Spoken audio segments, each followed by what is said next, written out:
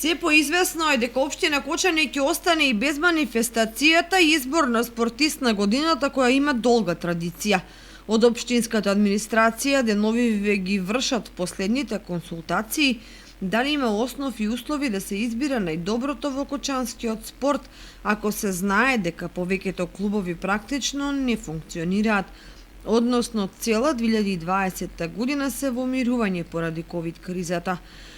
Меѓутоа, не е во прашање само пандемската ситуација, бидејќи некои општини во државата веќе ја имаат започнато постапката за пријавување и избор на најдобрите спортисти, како своевидна стимулација за постигнување на уште подобри резултати во оваа година.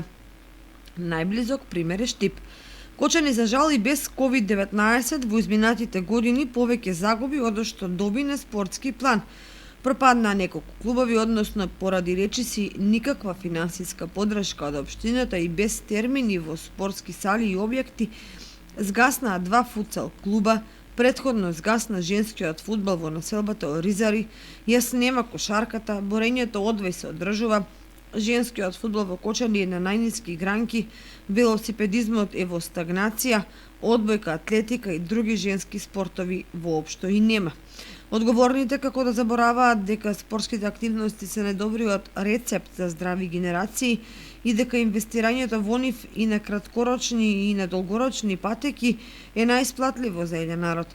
Впрочем, каква ни е состојбата во спортот зборува и фактот дека Кочани нема репрезентативци во речиси ниту еден популарен спорт во државата, како фудбалот, кошарката, ракометот, одбојката и во женска и во машка конкуренција.